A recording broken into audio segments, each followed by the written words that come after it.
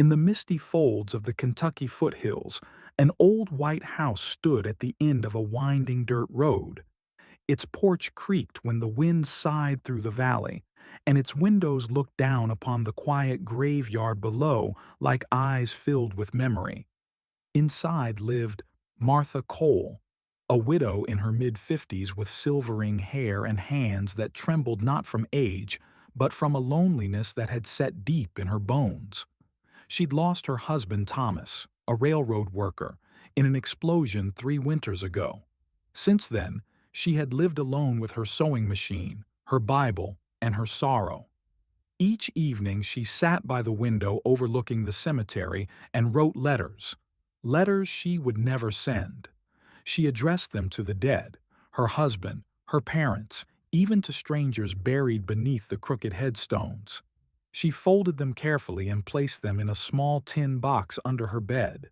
No one knew about them, and perhaps no one ever would, until one stormy night changed everything.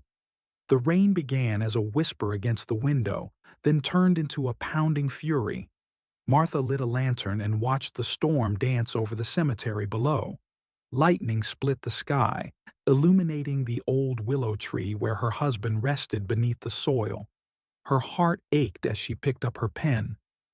"My dearest Thomas," she wrote, "the rain has come again, and I find myself wishing you could hear it beside me. The porch feels empty without your laugh." But as she wrote, she paused. She could swear she heard something. A faint sound, almost like a knock. She turned, lantern shaking in her hand. The front door rattled once, twice. "Who's there?" she called out, her voice trembling. No answer, only the roar of rain. Then she saw it, a figure, soaked and shivering, standing on her porch. A boy, no more than 15. When Martha opened the door, the boy's eyes widened with fear and relief. "Ma'am, please. I didn't mean to scare you. I just needed a place out of the rain." Martha hesitated, her heart torn between suspicion and pity. But she saw the bruises on his arms and the mud caked on his clothes. He looked half-starved. "Come in," she said softly, ushering him toward the fireplace. "You'll catch your death out there." He nodded, grateful, and introduced himself as Eli Turner. He was traveling from town to town, looking for work after losing his father to a mining accident. His mother had passed years ago. Martha felt something stir within her, an ache she thought long buried. She made him a bowl of stew, the same recipe her husband used to love. As he ate, his eyes fell upon her desk, the open letter, and the neat stack of envelopes tied with a faded ribbon. "Who are the letters for, ma'am?" he asked curiously. Martha smiled faintly. "For the ones who've gone where we can't follow." That night, while the storm softened into a drizzle, Eli slept on the couch beneath a quilt Martha had stitched long ago. Martha sat by her desk, staring at her unfinished letter. She could hear the boy's steady breathing and thought of her own son, Samuel, who had died at birth nearly 30 years before. She picked up her pen again. "Thomas, a boy came tonight. He's lost and hurting, just as I was when you left. I think God sent him here for a reason." In the flickering lantern light, she signed her name and placed the letter in the tin box. Then, quietly, she hummed the lullaby she used to sing to the child she never held. Outside, the rain stopped. The air felt cleansed, and for the first time in years, Martha fell asleep with peace in her heart. When morning came, the hills gleamed green beneath the lifting fog. Birds returned to the trees, singing like nothing had ever been broken. Eli was already awake, chopping wood near the porch. "Hope you don't mind," he said shyly. "I figured I'd earn my keep." Martha smiled. "You're welcome to stay a while. There's plenty to be done around here." Days passed into weeks. Eli fixed fences, fetched water, and read aloud from old books while Martha sewed by the window. She found herself laughing again, small, hesitant laughs that grew into warmth.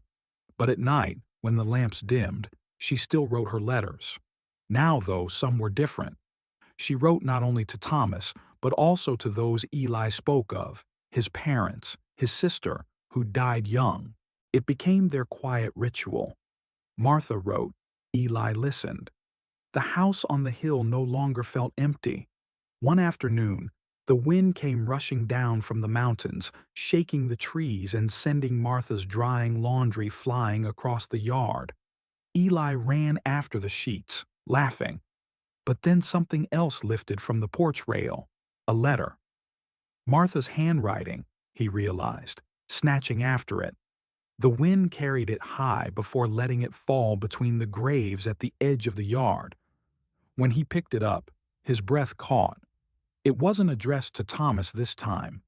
It was to Samuel Cole, the son she never had the chance to know. Eli read only a line before guilt made him stop. My sweet boy, I sometimes see your face in the clouds and wonder if you'd have had your father's laugh. He slipped it back quietly, heart pounding. That night, he couldn't sleep. He kept thinking of the grief she carried and how she still found the strength to write love into a world that had taken so much from her. A week later, as the sun set behind the foothills, a stranger rode up the dirt road, an older man in a brown coat and hat with eyes sharp as the mountains. Martha stepped onto the porch, wary. Can I help you, sir? The man nodded. Name's Deputy Harris. I'm looking for a boy, Eli Turner. Went missing from a work camp in the valley. There's been some trouble down there. Martha's heart clenched. She turned toward the barn where Eli was splitting wood. He's been here, helping me. What kind of trouble? The deputy sighed. They think he stole from the foreman. Tools, maybe some cash. He ran before they could question him. Eli froze, axe mid-swing. That's not true, ma'am. I didn't take nothing. Martha looked between them, the trembling boy and the lawman whose expression was hard but not cruel. I'll sort this out, she said calmly. Come inside, both of you. We'll talk inside. The fire crackled between them. Eli sat on one side, fists clenched, while Deputy Harris sipped coffee on the other. Martha watched them quietly, her eyes filled with a motherly patience honed by years of grief. Eli finally spoke. I didn't steal, sir. The foreman's son did. I saw him take the money, but no one would listen to me. Said I was just a drifter's boy, so I ran. Harris studied him. You got proof? Eli shook his head. Only the truth. The deputy sighed. That's a hard thing to sell around these parts. He stood, pulling on his gloves. I'll tell the foreman what you said. But if he sends word you're wanted, I'll have to come back. When he left, Martha placed her hand gently on Eli's shoulder. Don't worry, child. Sometimes truth takes time to find its way home. That night, she wrote another letter, not to Thomas, but to the foreman's son. She wrote, May your heart one day ache for the pain you caused another. For that is the beginning of forgiveness. As winter crept closer, the letters piled up again. Dozens of them, each sealed with care and tied with string.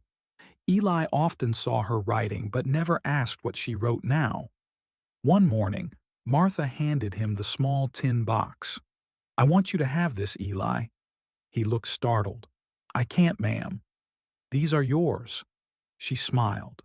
No, child. They were meant to stay with the living after all. Eli opened it gently, seeing the years of grief, love, and forgiveness captured in those faded pages.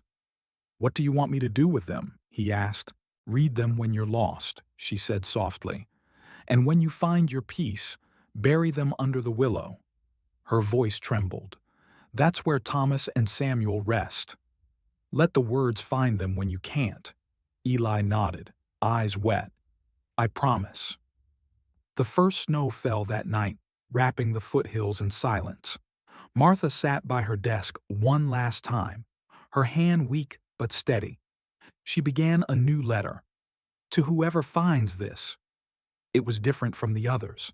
Not to Thomas, nor to Samuel. This one was to the world, to anyone who carried loss in their heart. She wrote about grief, about the beauty of remembering, and the healing that comes from writing words no one may ever read. Her last line read, "The dead do not need our letters, but the living do. Write your pain, speak your love, and you'll find them both waiting in the silence." She folded it neatly, placed it atop the tin box, and blew out the lantern. In the morning, Eli found her still in her chair, her head bowed as if in prayer. The ink on her fingers had dried like tears. The snow had stopped by the time the preacher came. A small group gathered around the willow tree. Martha's neighbors, the deputy, and Eli standing at the front with the tin box clutched tight against his chest. The coffin was simple pine, the kind Thomas himself might have built years ago. Eli helped lower it into the ground, his eyes never leaving the gray sky. The preacher read softly, "She loved much, and her love shall not be forgotten." After the service, Eli lingered by the grave. He set the tin box atop the mound of fresh earth and whispered, "You wrote to the dead, ma'am, but you gave life to me." He stayed until the sun slipped behind the mountains, then tucked the box beneath the willow roots, just as she'd asked. The next morning, he left the hilltop house behind, but he carried one of her letters with him, the last one she ever wrote, the one addressed to whoever finds this. He didn't know yet that it would change more lives than either of them could imagine. Eli traveled by foot down the valley road toward Somerset, the nearest town. Snow crunched beneath his worn boots, and the letter sat folded in his coat pocket close to his heart. He found work sweeping floors at a telegraph office. The men there were rough but kind enough, and they paid him in food and shelter. At night, after everyone had gone, Eli sat by the telegraph lines and read Martha's letter again. Her words seemed to hum through the wires, reaching out into the night. "Write your pain, speak your love, and you'll find them both waiting in the silence." He began writing letters of his own, first to his father, then to his mother, then to the people he'd lost track of. He never sent them, just kept them folded in his journal. Before long, the other workers noticed. One of them, a widow named Clara, asked softly, "What are you writing, boy?" "Letters," he said. "To the dead." She blinked in surprise. "Then maybe I should write one too." By spring, half the telegraph office had begun writing letters. Some wrote to lost children, some to soldiers long gone, some to people they never got to forgive. Eli kept Martha's memory alive by sharing her story, how she'd written every night, not to hold on to grief, but to let it go. Soon, others began leaving their letters under a sycamore by the riverbank. They called it the Tree of Voices. One day, a traveling journalist stopped in town and heard whispers about it. Curious, he went to see for himself, hundreds of letters fluttering in the wind, tied with bits of twine, all carrying the words of people who had loved and lost. He wrote an article titled, "The Widow Who Wrote to Heaven." Within weeks, people across Kentucky were talking about it. And somewhere, in the foothills, Martha's grave lay quiet beneath the willow, her promise to heal others still unfolding through time. A year later, Eli was working as a telegraph clerk when a familiar figure entered the station, Deputy Harris. "Didn't expect to see you again," Eli said, standing tall now, older and steadier. The deputy smiled. "You've made quite a name for yourself, son. Folks say your letters to the dead ideas got people writing all over the county." Eli shrugged modestly. "Wasn't my idea, sir. It was hers." Harris nodded. "The widow Cole. She was a good soul. You should know, her story reached Frankfurt. They're building a memorial garden near the old churchyard in her honor." Eli's eyes misted. "She'd have never believed it." "Maybe not," Harris said softly, "but some people don't need to see their light to know it shines." Eli smiled through tears. She'd have liked that. By the next autumn, a local school teacher organized something remarkable, the Festival of Letters, held in the town square. Hundreds gathered with candles and envelopes. Children wrote notes to grandparents they missed, widows to husbands long gone, and soldiers' families to those lost at war. Eli stood at the center reading Martha's last letter aloud. His voice trembled as he spoke. The dead do not need our letters, but the living do. As he finished, people quietly tied their letters to balloons and released them into the dusk sky. The horizon filled with drifting lights, rising like fireflies toward the stars. For a moment, the whole town stood silent, listening to the wind carry their words away. It was as if the foothills themselves were breathing with peace. Years passed. Eli grew into a man. Steady, kind, and respected, he never forgot the woman who saved him from despair. One morning, after hearing the willow had grown wild and unkempt, he decided to return. The old house still stood, though time had softened its paint and bent its porch rails. The air smelled of lilacs and memory. Eli knelt by the grave beneath the willow. The tin box was still there, half buried in the roots. He brushed off the dirt and opened it. Inside were Martha's letters, yellowed but perfectly preserved. He began to read one aloud. "Dear Thomas, if love had weight, the earth would bow beneath it. But maybe that's what holds the world together." He smiled through tears. "You were right, ma'am. It does." As Eli stood by the grave, he noticed a small girl at the fence line, clutching a handful of wildflowers. "Are you here for someone?" he asked kindly. She nodded shyly. "My mama. She passed last winter. The teacher told us to bring letters if we miss someone. I didn't know where to take mine, so I came here." Eli's heart tightened. He knelt beside her. "You chose the right place, sweetheart." This hill was where the first letters began. She handed him her note. It was tied with a pink ribbon and said simply, "I love you, Mama." Eli placed it gently beneath the willow roots. "Now it's where it belongs." The girl smiled and ran back down the hill, her laughter echoing through the valley. And in that sound, Eli swore he could almost hear Martha laughing too. That night, as Eli camped beside the house, a wind rustled through the trees, soft, almost like a whisper. He thought he heard a voice, gentle and familiar. "Thank you, child, for keeping the words alive." He froze, heart pounding, then smiled faintly. "You don't have to thank me, ma'am. You gave me something worth living for," the wind answered with another sigh, weaving through the willow leaves. For a moment, the lantern flame flickered, and Eli could swear he saw her silhouette reflected in the glass, smiling as she had that first night he arrived on her porch. Then, as quickly as it came, the image vanished. He closed his eyes, letting the sound of the wind carry him to sleep. 20 years later, the widow's house was turned into a small museum by the townsfolk. They called it the House of Letters.